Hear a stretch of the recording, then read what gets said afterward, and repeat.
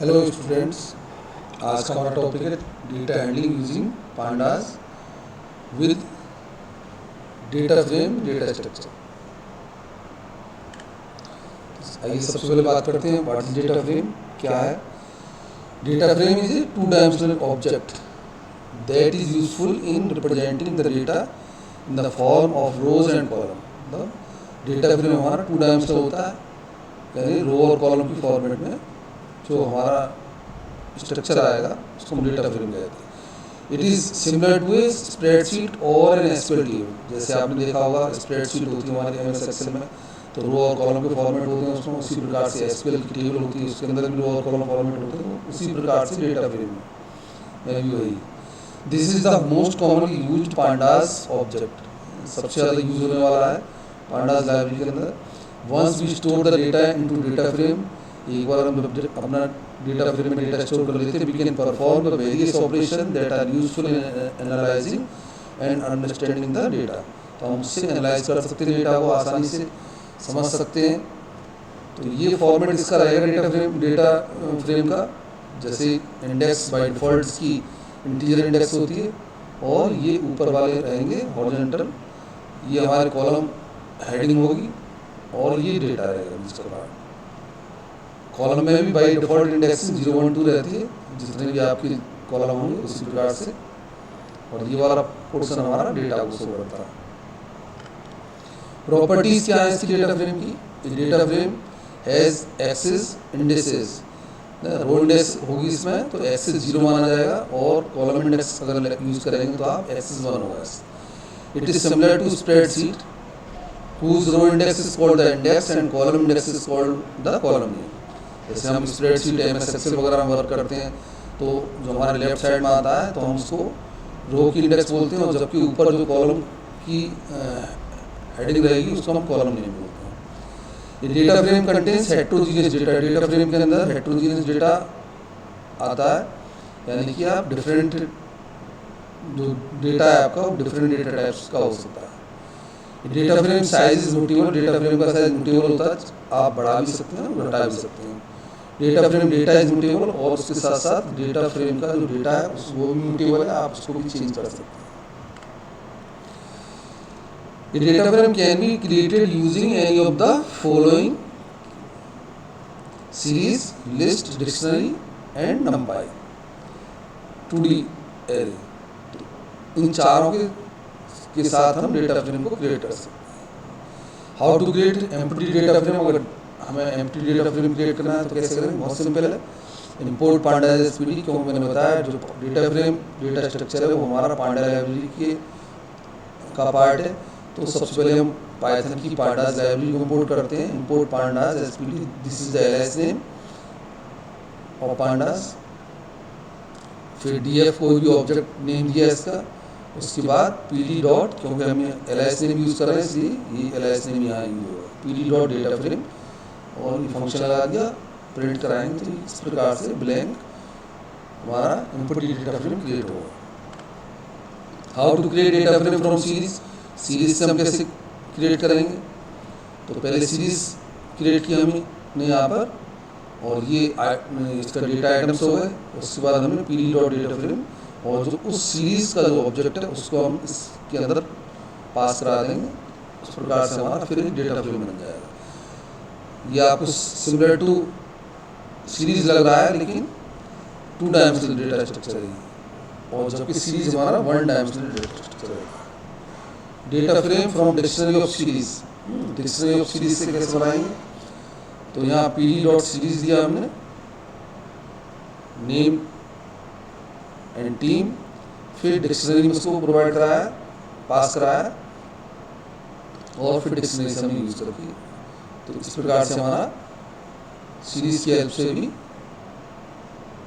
Data frame create हो। Data frame from list of dictionary, अगर list of dictionaries है हमारे पास तो हम कैसे क्रिएट करेंगे। तो यहाँ पर सिंपली क्या करना है, हमें एक लिस्ट में डिक्शनरी को पास कराना है, उसके बाद उसको डेटा फ्रेम क्रिएट करना है। ये देख पा रहे हैं आप, ये लिस्ट ली है हमने, जो ब्रैकेट है, और ये कर्ली ब्रेसेस वाली हमारी डिक्शनरी है। तो मल्टीपल डिक्शनरीज है यहाँ पर, उसके थ्रू हमने डेटा फ्रेम क्रिएट किया है। तो जो कीज़ वैल्यू होंगी इसकी, वो डिक्शनरी की, वो हमारा कॉलम की हेडिंग होती है, और जो वैल्यूज़ होंगी वो डेटा फ्रेम का डेटा कहलाएगा। Iteration on rows and columns. If we want to access records or data from a data frame, row wise or column wise, then iteration is used. जब कभी हमें अपने डेटा फ्रेम से data को extract करना है, निकालना है, एक्सेस करना है, तो हम कैसे करेंगे? पांडा इसके लिए हमें दो फंक्शन प्रोवाइड कराता है, इटरेट रोज और iterative items. It is rows देखिए, it is use to access the data row wise data को एक्सट्रैक्ट करने के लिए, एक्सेस करने के लिए हम इसके यूज़ करते हैं। यहाँ हमने लिस्ट ऑफ डिक्शनरीज प्रोवाइड कराई है, उसके बाद डेटा फ्रेम क्रिएट किया, तो हमारा जो इनिशियल डेटा फ्रेम है हमारा ये बना। फिर हम उसका रो वाइज एक्सेस कर रहे हैं। रो वाइज एक्सेस किया हमने, तो एक लूप लगा दिया यहाँ पर simply, row index comma column row values in data frame dot iterative rows, iterrows.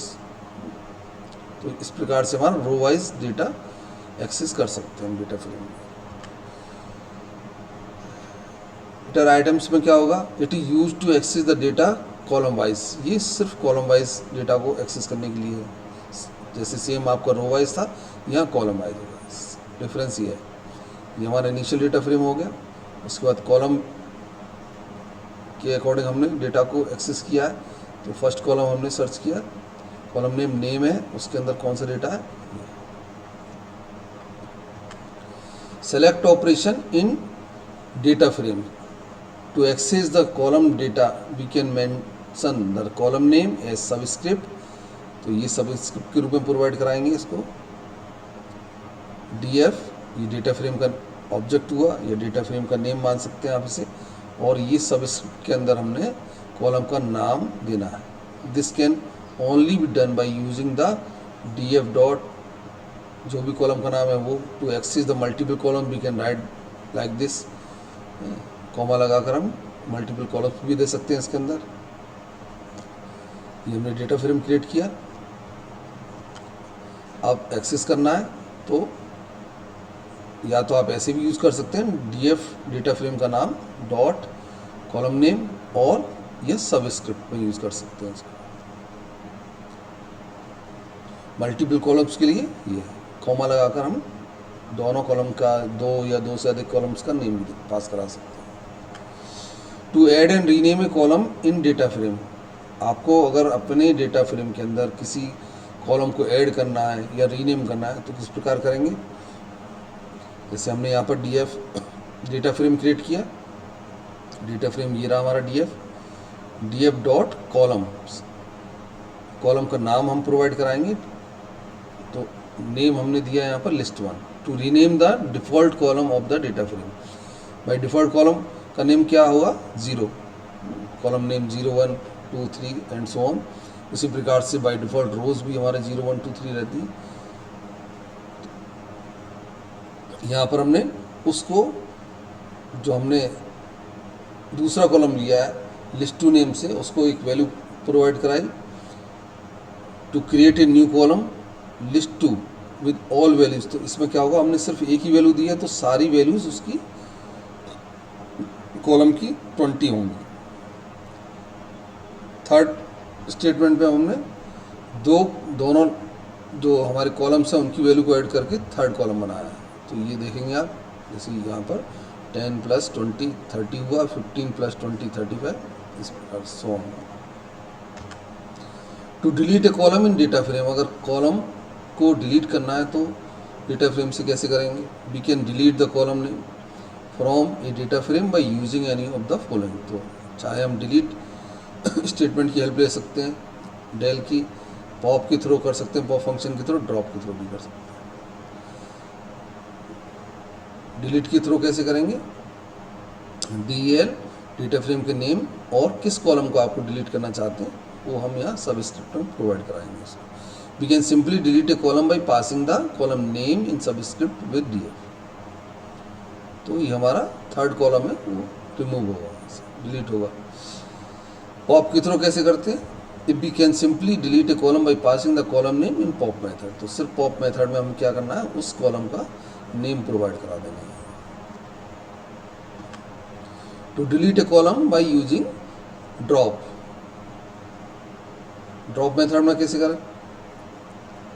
तो ड्रॉप में हम यहाँ पर एक्सिस देंगे इसका 1, तो means to delete the data column wise. अगर एक्सिस 1 रहता है तो कॉलम वाइज डेटा डिलीट होगा, और अगर 0 रखेंगे तो ये रो वाइज डेटा डिलीट होगा इसमें।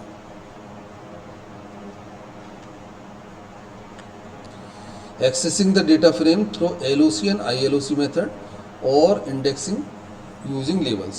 तो Panda provide LOC and ILOC method to access the subset from a data frame using row and columns. Accessing the data frame through LOC method. LOC के थ्रू क्या कैसे करना है? डेटा फ्रेम के name dot LOC start row end rows. ये syntax बच्चों ध्यान रखना है आपको, कॉमा लगाकर start column end end column.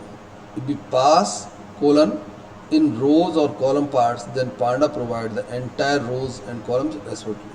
अगर आपने ना तो स्टार्ट वैल्यू प्रोवाइड कराई है उसकी, ना एंड वैल्यू प्रोवाइड कराई है, तो वो क्या करेगा, सारा जो एंटायर रोज और कॉलम शो होंगे उसमें।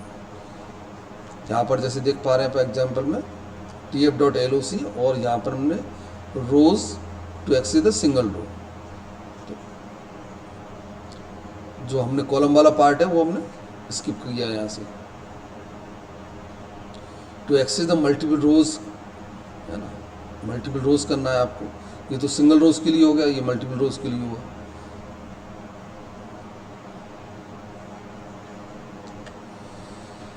नेक्स्ट एग्जांपल में देखेंगे, यहाँ पर to access a single column. Single column जैसे हम पिछले एग्जांपल में रोज को कर रहे थे, यहाँ कॉलम्स को कर रहे हैं। सिंगल कॉलम के लिए कॉलम का नाम देना है, और मल्टीपल कॉलम चाहिए आपको तो कॉलम्स के नाम देने पड़ेंगे।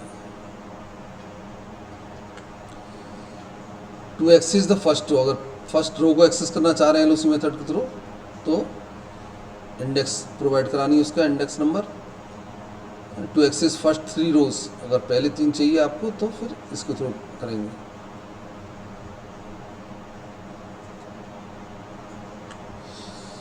Accessing the data frame through ILOC. It is used to access a group of rows and columns based on the numeric index values. df.loc start row index, end row index, start column index and end column. If we pass, इसमें भी हम अगर colon simply colon पास कराएंगे तो क्या होगा, in the row and column part then pandas provide the entire rows and column respectively.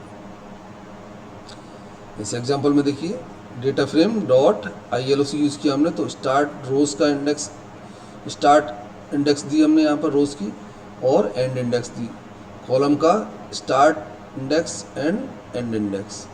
To access the first 2 rows and second column, तो second column आएगा यहाँ से, और यहाँ से फर्स्ट 2 रोज आएंगे। ILOC में लास्ट वाली वैल्यू एक्सक्लूड रहती है, जबकि LOC में इंक्लूड रहती है। तो 0 और 1 दैट मीन्स 2 रोज होंगी यहाँ, और 1 है तो सिर्फ ओनली 1 कॉलम्स होंगे, दैट मीन्स सेकंड कॉलम। फिर यहाँ पर हमने रो वाला पोर्शन स्किप किया, ब्लैंक रखा यहाँ पर, उसके बाद सिंपली हमने यहाँ पर कोलन प्रोवाइड कराया है, तो सारी रोज आएंगी इसका मतलब। और यहाँ कॉलम्स कौन सा होगा, to access all rows and first 2 columns 0 and 1, 2 column होंगे और रोज सारी होंगी यहाँ पर। Head and tail method, the method head gives the first 5 rows and the method tails return the last 5 rows. तो सिंपली अगर जब भी हम हेड मेथड प्रोवाइड कराते हैं, पास कराते हैं, तो बाय डिफ़ॉल्ट वो फर्स्ट 5 रोज देता है हमें एक्सट्रैक्ट करके डेटा फ्रेम से, और टेल जो हमारा लास्ट 5 रोज देगा। ये देखिए डेटा फ्रेम हमारा, अगर हम हेड यहाँ पर हमने दिया स्टेटमेंट, तो फर्स्ट 5 रोज एक्सेस हुई, और यहाँ पर last 5 rows. To display first 2 rows we can use head two. अगर हमें सिर्फ 2 रोज ही करनी है, पहली 2 रोज को देखना चाह रहे हैं हम, तो फिर हमें यहाँ पर वैल्यू प्रोवाइड करानी पड़ेगी हेड फंक्शन की। एंड रिटर्न्स लास्ट 2 रोज चाहिए हमें, तो फिर टेल में भी हमें उसी प्रकार से वैल्यू प्रोवाइड करानी पड़ेगी। And to return third to 4 rows, तो इस प्रकार से हम ब्रैकेट मेथड से लिख सकते हैं।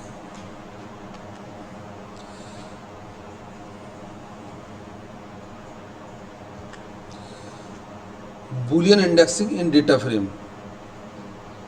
Boolean indexing helps us to select the data from the data frame using Boolean vector. We create a data frame with a Boolean index to use the Boolean indexing. तो यहाँ पर हमने Boolean indexing लिए, index में हमने Boolean value provide कराई, पास कराई है यहाँ पर ट्रू, फॉल्स, ट्रू, 3 एलिमेंट है, 3 वैल्यूज हमारी। अब to return the data frame where index is true, वो वाले सारा डेटा एक्सट्रैक्ट होना चाहिए जिसमें वैल्यूज ट्रू है।